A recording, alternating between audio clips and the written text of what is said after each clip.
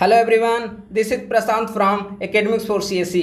Friends, आज के इस वीडियो में मैं आप लोगों के साथ बीपीएससी की आगामी प्रीलिम्स एग्जामिनेशन को ध्यान में रखते हुए मॉडर्न हिस्ट्री से संबंधित 50 महत्वपूर्ण एमसीक्यू को डिस्कस करेंगे। आप लोग हमारे साथ साथ प्रश्नों को सॉल्व करते जाइए। आज का हमारा टारगेट होगा 42 प्लस मार्क्स। ठीक है, इसको देखते हैं। पहला प्रश्न है सुमेलित करें। यहां पर इसे आपको सुमेलित करना है। प्रथम कर्नाटक युद्ध, देखिए जो प्रथम कर्नाटक युद्ध है वह एक्स-ला-शापेल की संधि से संबंधित है। तो का हो जाएगा 2, तो का 2 ये दोनों में है। ठीक है, अगला तृतीय आंग्ल मैसूर युद्ध। तृतीय आंग्ल मैसूर युद्ध श्रीरंगपट्टम की संधि, खा का हो जाएगा 3। ठीक है, गा द्वितीय आंग्ल मराठा युद्ध, यह बेसिन की संधि, गा का हो जाएगा 4। और घा तृतीय आंग्ल कर्नाटक युद्ध पेरिस की संधि, घा का 1, यानी कि 1 का आंसर हो जाएगा सी। अगला प्रश्न है शाहजहां ने करतारपुर का युद्ध किसके विरुद्ध लड़ा था? तो इसका आंसर हो जाएगा इसका ए, यानी कि गुरु हरगोविंद सिंह। गुरु हरगोविंद जो कि सिख धर्म के 6ठे गुरु हैं। शाहजहां ने सिख धर्म के 6ठे गुरु हरगोविंद सिंह के साथ करतारपुर का युद्ध लड़ा था। तो 2 का आंसर ए। अगला 3 नंबर प्रश्न है ईस्ट इंडिया कंपनी के द्वारा स्थापित कारखानों के संबंध में निम्नलिखित में से कौन सा क्रम सही है? इसे क्रम के अनुसार आपको बताना है। देखिए, सूरत में ईस्ट इंडिया कंपनी के द्वारा कब स्थापित की गई थी कारखाना? सूरत में 1613 ईस्वी में, मसूलीपट्टनम 1611 ईस्वी में, हुगली 1651 ईस्वी में और बालासोर 1633 ईस्वी में। अब इस क्रम को यहाँ पर बैठा दीजिए। तो क्रम पहले 2 नंबर आएगा, उसके बाद 1 नंबर आएगा, उसके बाद 4 नंबर, उसके बाद 3 नंबर। तो 3 का क्या आंसर हो जाएगा? बी। इस क्रम, इस डेट को आप लोग याद रखेंगे। अगला प्रश्न है नादिर शाह का आक्रमण निम्न में से किस मुगल बादशाह के समय हुआ था? तो नादिर शाह का आक्रमण मोहम्मद शाह के समय में हुआ था 1738 से 39 ईस्वी के आसपास। तो उस समय मुगल शासक कौन था? मोहम्मद शाह। 4 का आंसर हो जाएगा ए। अगला प्रश्न है पानीपत का तीसरा युद्ध निम्नलिखित में से किसके मध्य लड़ा गया था? पानीपत का तीसरा युद्ध 1761 ईस्वी को लड़ा गया था मराठा और अफगान शासक अहमद शाह अब्दाली के बीच में। तो 5 का आंसर हो जाएगा बी। अगला 6ठा नंबर प्रश्न है 1828 ईस्वी में राजा राम मोहन राय के द्वारा स्थापित ब्रह्म समाज का मुख्य उद्देश्य क्या था? राजा राम मोहन राय के द्वारा जो ब्रह्म समाज की स्थापना की गई उसका मुख्य उद्देश्य क्या था? तो ब्रह्म समाज की स्थापना का मुख्य उद्देश्य था एकेश्वरवाद का प्रचार प्रसार करना। 6 का आंसर हो जाएगा ए। अगला प्रश्न है भारत में दीवानी और फौजदारी कचहरियों के श्रेणीबद्ध संगठन के जरिए न्याय प्रदान करने की नई व्यवस्था का आरंभ किसके द्वारा किया गया था? वेरी वेरी इंपॉर्टेंट क्वेश्चन है। 7 का आंसर हो जाएगा बी, यानी कि वॉरेन हेस्टिंग्स के द्वारा किया गया था। या एनसीईआरटी से लिए गए प्रश्न है, आप लोग इसे अच्छे से सॉल्व करिएगा। अगला प्रश्न है औपनिवेशिक काल में अधोगामी निस्यंदन सिद्धांत का संबंध किस क्षेत्र से था? अधोगामी निस्यंदन सिद्धांत शिक्षा क्षेत्र से संबंधित रहा है। 8 का आंसर हो जाएगा सी। अगला प्रश्न है निम्नलिखित में से कौन सा केंद्र भारत में डच वाणिज्यिक केंद्र नहीं था? तो मसूलीपट्टनम डच वाणिज्यिक केंद्र था। हुगली जो है वह डच वाणिज्यिक केंद्र नहीं था, बल्कि पुर्तगालियों का वाणिज्यिक केंद्र था हुगली। ठीक है, और बालासोर भी डच वाणिज्यिक केंद्र था। तो कौन सा केंद्र नहीं था? तो इसका आंसर हो जाएगा बी, हुगली। हुगली पुर्तगालियों का केंद्र था। 10 कोलाचेल का युद्ध किसके बीच लड़ा गया था? कोलाचेल का युद्ध 1741 ईस्वी में लड़ा गया था। ठीक है, डच ईस्ट इंडिया कंपनी और त्रावणकोर राज्य के बीच में। तो 10 का आंसर हो जाएगा ए।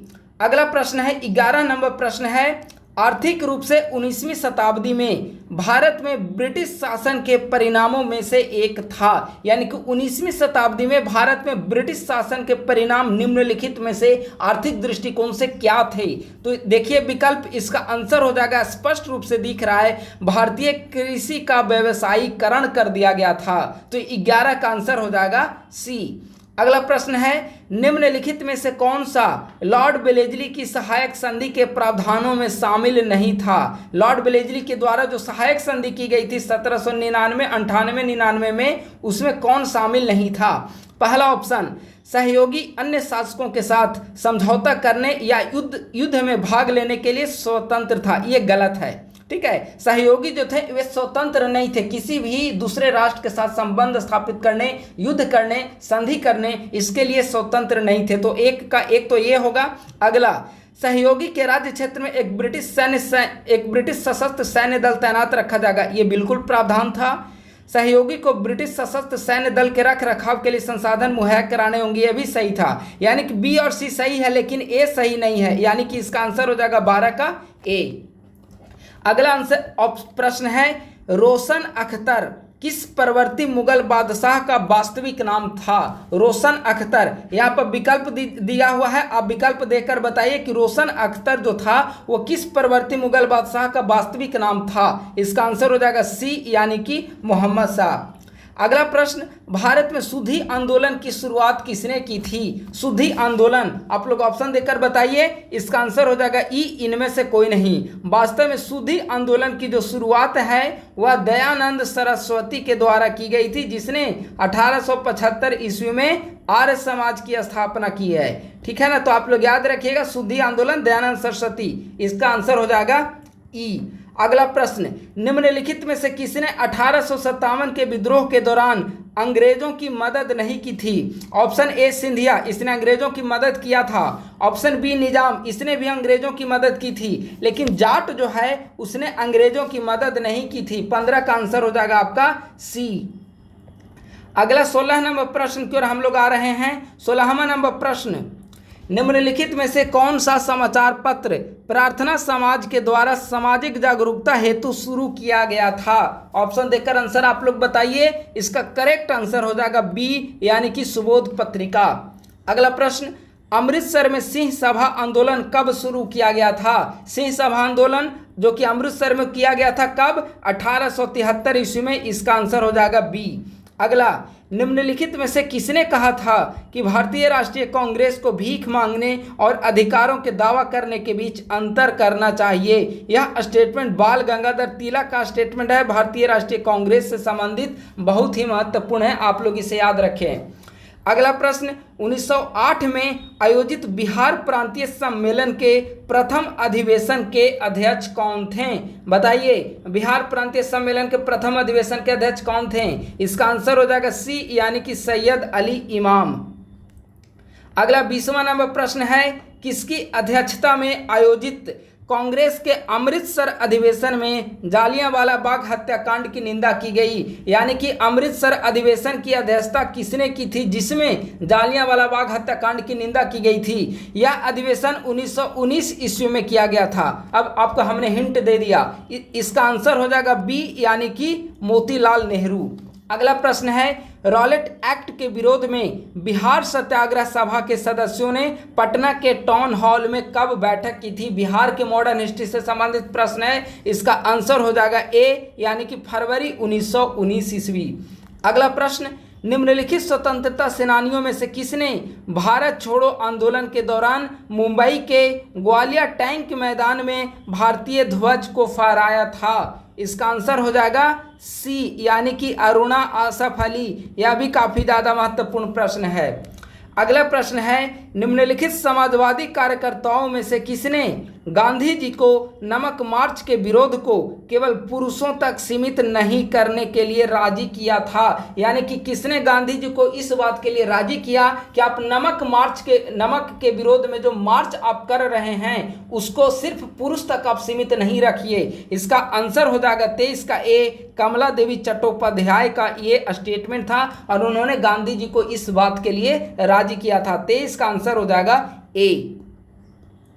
अगला 24वां नंबर प्रश्न है, 1934 में कलकत्ता में अखिल भारतीय रविदास महासभा का गठन किसने किया था? यह बीपीएससी का प्रीवियस ईयर क्वेश्चन है, संभवतः सीडीपीओ में पूछा गया है। बताइए, आसान प्रश्न है, 1934 में अखिल भारतीय रविदास महासभा का गठन किसने किया था? इसका आंसर हो जाएगा बी, यानी कि जगजीवन राम। अगला प्रश्न है 31 नंबर, सोंग्राम संगमा नामक आदिवासी विद्रोह किस भारतीय राज्य में हुआ था? इसका आंसर हो जाएगा सी, यानी कि असम। महात्मा गांधी ने अपने किस पुस्तक में ब्रिटिश संसद को बांझ और वैश्या कहा है? यह महत्वपूर्ण प्रश्न है। इसका आंसर हो जाएगा सी, यानी कि हिंद स्वराज में महात्मा गांधी ने ब्रिटिश पार्लियामेंट को बांझ और वैश्या की संज्ञा दी है। अगला प्रश्न, निम्नलिखित में से किसने बंगाल के विभाजन का उद्देश्य इन शब्दों में व्यक्त किया कि संयुक्त बंगाल एक शक्ति है, बंगाल के विभाजन से हमें कई लाभ प्राप्त होंगे? यह statement option A H Ridgely से संबंधित है। जो भी स्टेटमेंट वाइज प्रश्न यहाँ पर दिए गए हैं वे काफ़ी ज़्यादा महत्वपूर्ण है बीपीएससी की आगामी प्रारंभिक परीक्षा के लिए। तो आप लोग स्टेटमेंट वाइज वाले सारे प्रश्नों को अच्छे से देख लें, अच्छे से इसे कवर करें।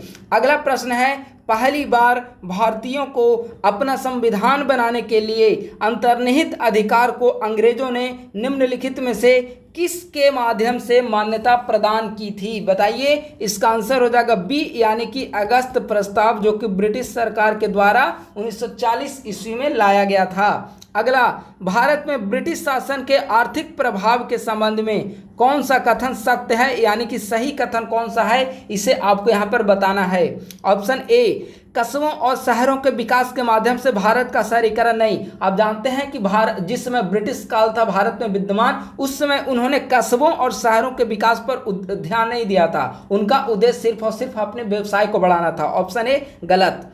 ब्रिटिश माल से भारी प्रतिस्पर्धा के कारण भारतीय राष्ट्रीय पूंजीपति वर्ग का पतन, यह भी जो है वह सत्य नहीं है। वैश्विक घरेलू सकल उत्पाद में भारत की हिस्सेदारी 23% से गिरकर 3% हो गई। यह स्टेटमेंट बिल्कुल सही है। इसका आंसर हो जाएगा सी।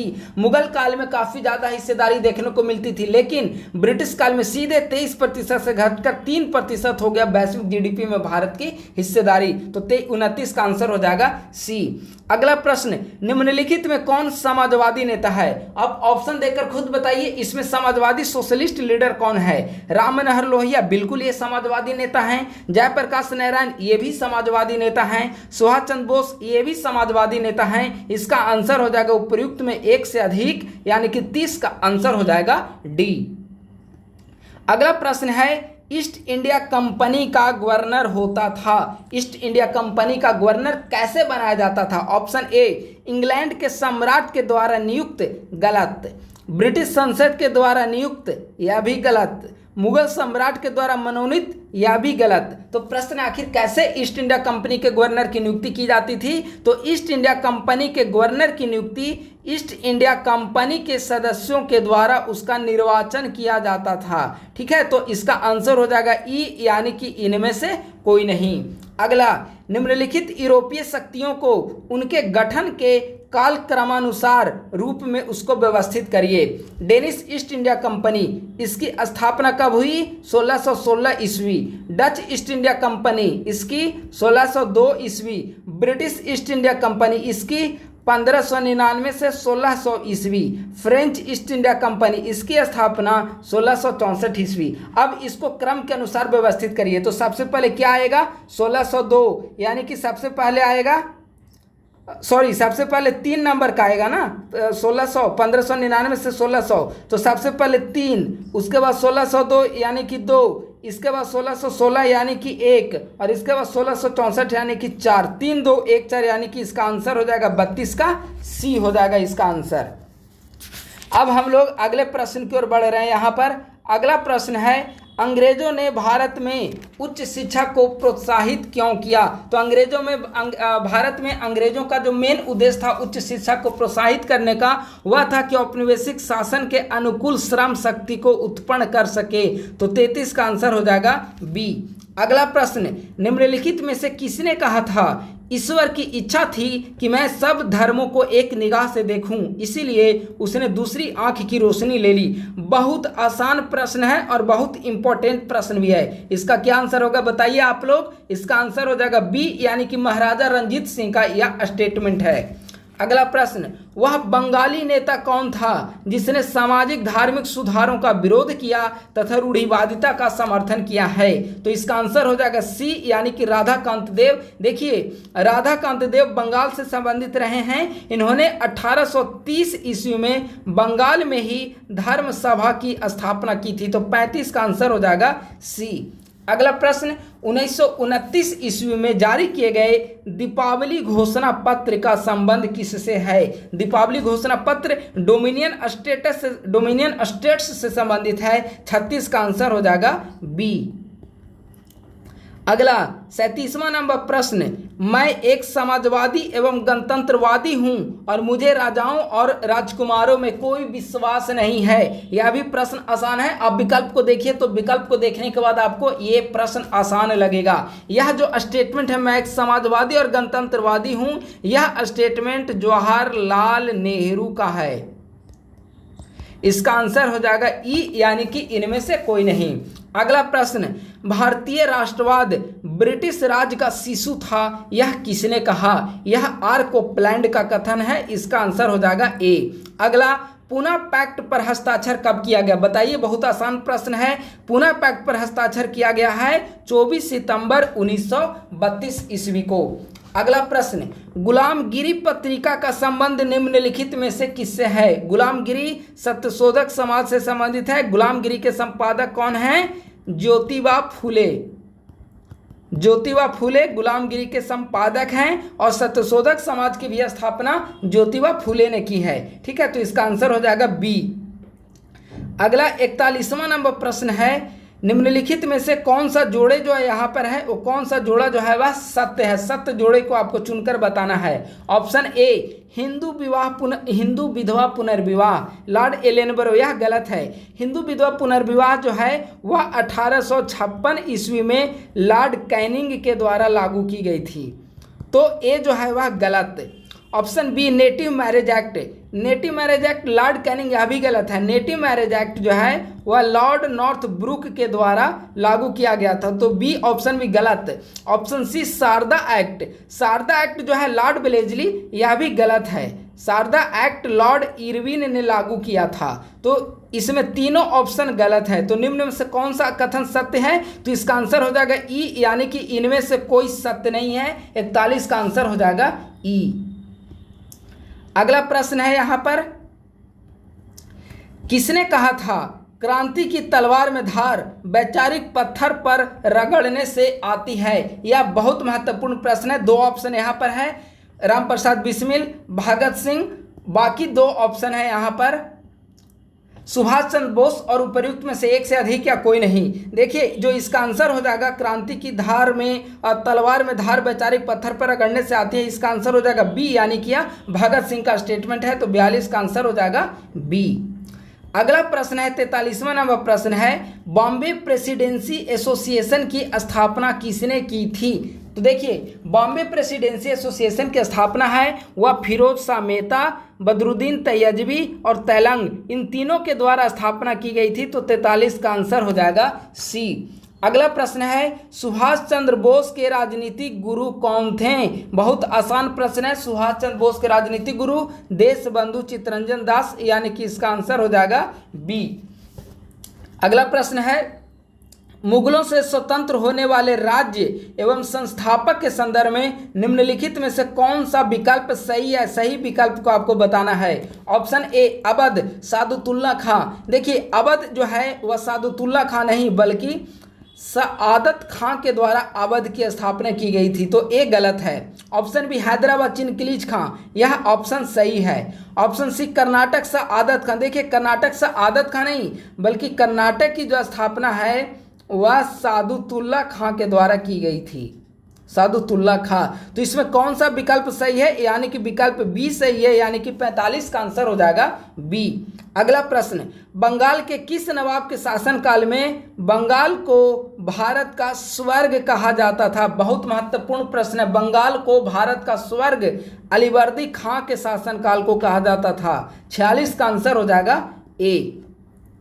अगला यहाँ पर 47वां नंबर प्रश्न है, सत्य विकल्प को चुने, इनमें से सत्य विकल्प को बताना है। ऑप्शन ए, द्वितीय आंग्ल मैसूर युद्ध वारेन हेस्टिंग, यह सत्य है।